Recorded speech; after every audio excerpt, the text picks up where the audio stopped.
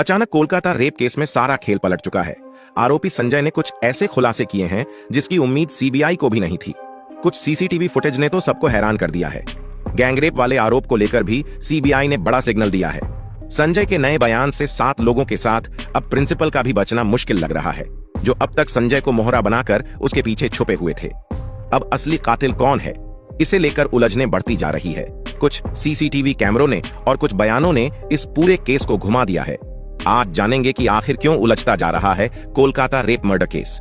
CBI के लिए मुश्किलें क्यों बढ़ती जा रही हैं? उस रात के 4 किरदार को लेकर कई नए खुलासे हो रहे हैं। सीबीआई के सामने सबसे बड़ा सवाल यही बन गया है कि उस रात लेडी ट्रेनी डॉक्टर के साथ संजय के अलावा और कौन कौन शामिल थे। सब कुछ जानेंगे बेहद विस्तार से, लेकिन आगे बढ़ने से पहले आप सभी के लाइक और कमेंट के लिए शुक्रिया। इस वीडियो के लिए एम करते हैं 10,000 लाइक्स। अब तक उम्मीद की जा रही थी कि सीबीआई ने इस केस को सॉल्व कर लिया है, लेकिन तभी संजय ने कुछ ऐसे बयान दिए हैं और कुछ ऐसे फुटेज सामने आए हैं जिसे लेकर पूरे केस ने ही यू टर्न मार दी है। अब मेरी बात जरा ध्यान से सुनिए। 8 अगस्त की रात को ट्रेनी महिला डॉक्टर अस्पताल के सेमिनार हॉल में सो रही थी। सुबह तड़के 4:03 पर संजय रॉय को सेमिनार हॉल में घुसते हुए देखा गया। वह अपनी बाइक से कबीर सिंह स्टाइल में बेहद तेज रफ्तार में अस्पताल पहुंचा था। आप लोग टाइमिंग को अच्छे से नोट करते चलिए। फिर उसे 4:32 पर सेमिनार हॉल से बाहर आते देखा गया और अगले 5 मिनट में वह अस्पताल परिसर से बाहर चला गया। आरोप है कि संजय ने उसी 29 मिनट के दौरान इस वारदात को अंजाम दिया और सेमिनार हॉल से निकल गया। यानी कि 9 अगस्त को सुबह ठीक 4 बजे के बाद उसने यह कांड कर दिया था। यह घटना 9 अगस्त को पुलिस के सामने आई, जब 31 साल की ट्रेनी महिला डॉक्टर का अर्धनग्न शव आरजी कर मेडिकल कॉलेज अस्पताल की 3री मंजिल पर स्थित सेमिनार हॉल में मिला। उनके शरीर पर कपड़े नहीं थे, खून बह रहा था और कई जगह चोटों के निशान थे। वे 36 घंटे की शिफ्ट के बाद आराम करने के लिए वहां गई थीं। शव परीक्षण में उनके शरीर पर 16 बाहरी और 9 आंतरिक चोटें पाई गईं। इस बात की जांच की जा रही है कि उनके शरीर पर यह सभी प्रहार किसने किए थे। सीसीटीवी फुटेज में दिखा कि संजय रॉय 8 अगस्त को अस्पताल के चेस्ट डिपार्टमेंट में पीड़ित डॉक्टर और अन्य लोगों को घूरते हुए देखा गया था। उस समय उसकी नीयत काफी बिगड़ी हुई थी। लेकिन अब जान लीजिए सबसे चौंकाने वाली बात। संजय रॉय, जिसे 31 साल की ट्रेनी डॉक्टर के बलात्कार और हत्या के आरोप में जेल में रखा गया है, उसने जेल के सुरक्षा कर्मियों से कहा कि उसे इस मामले के बारे में कुछ भी नहीं पता। शुक्रवार को उसने सियालदह में न्यायिक मजिस्ट्रेट की अदालत में भी यही बात दोहराई। उसने जज से कहा कि उसने अपनी बेगुनाही साबित करने के लिए पॉलीग्राफ टेस्ट की सहमति दी थी और उसे इस मामले के बारे में कोई जानकारी नहीं है।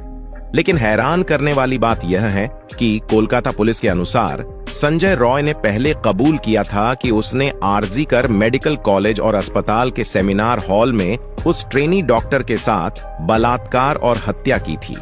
माना जा रहा है कि ममता दीदी के कोलकाता पुलिस ने संजय से सच उगलवाने के लिए प्रेशर अप्लाई किए थे, जिसके बाद उसने अपना जुर्म कबूल कर लिया था। लेकिन अब पॉलीग्राफ टेस्ट से पहले संजय ने अपने इस कबूलनामे से पलटते हुए दावा किया है कि उसे फंसाया जा रहा है और वह निर्दोष है। यानी असली कातिल कोई और है, जिसमें कॉलेज के प्रिंसिपल का नाम बार बार सामने आ रहा है। और इसी कारण बताया जा रहा है कि इस पूरे कांड में 7 लोग शामिल हैं। वहीं मामले की जांच कर रही सीबीआई और पुलिस ने संजय के बयानों में कई विसंगतियां पाई हैं। एक अधिकारी ने बताया कि संजय जांचकर्ताओं को गुमराह करने की कोशिश कर रहा है। वह अपने चेहरे, पीठ और जांघ पर लगी चोटों और अपराध के समय इमारत में अपनी सीसीटीवी मौजूदगी के बारे में कोई स्पष्ट जवाब नहीं दे सका है। इस वक्त संजय जेल में मौजूद है और उसकी निगरानी के लिए सेल के बाहर सीसीटीवी कैमरे लगाए गए हैं। अभी उस पर किसी भी प्रकार के हमले न हो सके और ना ही वह आत्महत्या करने में सफल हो सके। पिछले सप्ताह संजय की मनोविश्लेषणात्मक प्रोफाइलिंग में पाया गया कि वह एक विकृत व्यक्ति है और पोर्नोग्राफी का बहुत बड़ा आदी है। इसे देखते हुए देश भर में पोर्न देखने वाले लोगों को सतर्क हो जाना चाहिए। सीबीआई के एक अधिकारी ने कहा कि उसके अंदर जानवर जैसी प्रवृत्ति है और उसने अपराध के लिए कोई पछतावा नहीं दिखाया है। यानी कि एक पूर्ण आदमी को जानवर बना सकता है। संजय ने अचानक एक बयान देकर सीबीआई अधिकारियों को हिला डाला है।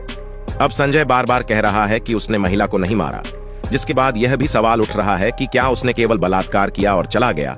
अगर वह हैवानियत करके चला गया तो फिर महिला के साथ और क्या क्या हुआ और उसे किसने मारा। क्या इससे उन 7 लोगों और प्रिंसिपल का कोई संबंध है? संजय रॉय की वकील कविता सरकार ने कहा कि संजय अब पूरी तरह से जांच में सहयोग करना चाहता है और सच को सामने लाने के लिए पॉलीग्राफ टेस्ट के लिए तैयार है।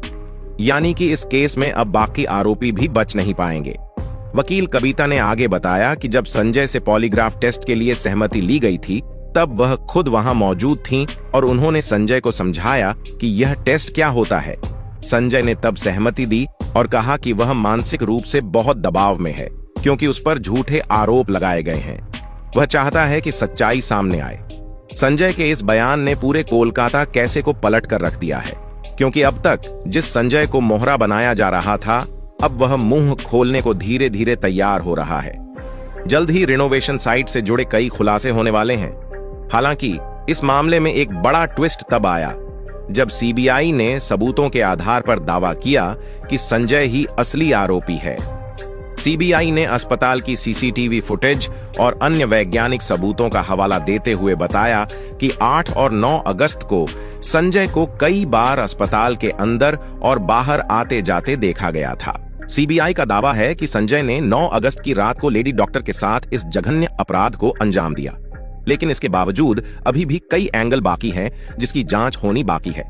माना जा रहा है कि शुरुआत में कोलकाता पुलिस ने जिस प्रकार केस को हैंडल किया था, उससे साफ हो जाता है कि संजय ही आरोपी था, लेकिन जानकारों का मानना है कि बहुत कुछ छुपाया जा रहा है। इसके अलावा तफ्तीश में पता चला कि वारदात वाली रात संजय रॉय एक रेड लाइट एरिया में भी गया था, लेकिन वहां अपनी हवस मिटा न सका और वहां से लौटते वक्त उसने एक लड़की से छेड़छाड़ भी की थी, जो यह दर्शाता है कि रेड लाइट एरिया से वापस लौटते समय वह बेहद खूंखार हो गया था और कुछ भी कर गुजरने को तैयार था।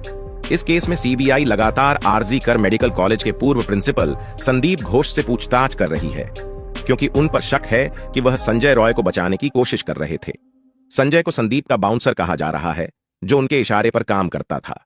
इस बात की जांच भी की जा रही है कि कहीं प्रिंसिपल संदीप के पावर का इस्तेमाल करके संजय ने अन्य दूसरे ट्रेनी महिलाओं को तो अपना निशाना नहीं बनाया था, क्योंकि उसके बर्ताव से ऐसा लग रहा है कि उसके मुंह में पहले से खून लगे हुए थे।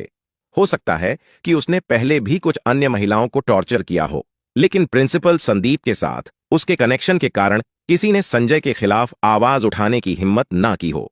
इसी कारण इस बात की जांच की जा रही है कि कहीं प्रिंसिपल संदीप के इशारे पर तो संजय ने इस घटना को अंजाम तो नहीं दिया था। इसके अलावा संदीप पर और भी कई गंभीर इल्जाम लगाए गए हैं, जिसकी जांच जारी है।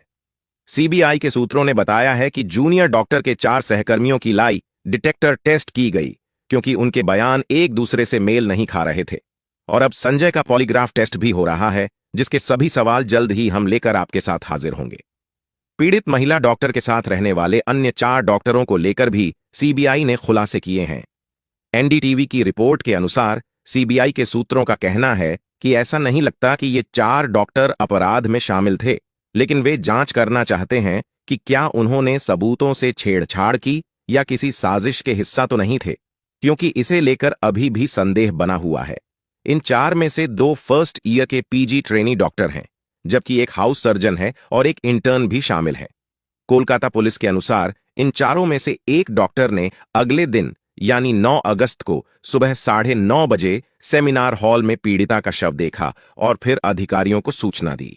सीबीआई की जांच से पता चला है कि इन 4 डॉक्टरों में से 2 के फिंगरप्रिंट तीसरी मंजिल के सेमिनार रूम में मिले हैं, जहां शव मिला था। इसके अलावा सीसीटीवी फुटेज में हाउस सर्जन को पहली मंजिल से तीसरी मंजिल पर जाते हुए भी देखा गया है। उसने बताया कि वह रात 2:45 पर तीसरी मंजिल पर गया था। इधर इंटर्न ने भी कहा कि वह तीसरी मंजिल पर था और उसने उस रात पीड़िता से बात भी की थी। सीबीआई के अनुसार महिला ट्रेनी डॉक्टर और उसके 2 साथियों ने आधी रात के आसपास खाना खाया और फिर सेमिनार रूम में ओलंपिक में नीरज चोपड़ा का भाला फेंक प्रतियोगिता देखा। रात 2 बजे के करीब दोनों सहकर्मी सोने चले गए, जबकि महिला ट्रेनी डॉक्टर सेमिनार रूम में ही रुकी रही। यहीं पर सबसे बड़ा सवाल छुपा हुआ है कि आखिर उन्होंने सेमिनार हॉल में रुकने का फैसला क्यों किया, जब हॉल के बगल में ही सोने वाले कमरे बने हुए थे। आपको बता दें कि सेमिनार हॉल, स्लीप रूम और इंटर्न रूम, ये तीनों कमरे तीसरी मंजिल पर पास पास स्थित हैं। इंटर्न का कहना है कि उस रात वह भी इंटर्न रूम में ही था। सुबह 9:30 बजे पोस्ट ग्रेजुएट ट्रेनी डॉक्टर, जिसने पिछली रात पीड़िता के साथ खाना खाया था, उसे देखने सेमिनार हॉल गया और दूर से उसका अर्धनग्न शव देखा। उसने तुरंत अपने सहकर्मियों और सीनियर डॉक्टरों को इस घटना की सूचना दी। इस वीडियो में फिलहाल इतना ही। आप देख रहे थे जी फायर। कल फिर मिलेंगे। धन्यवाद।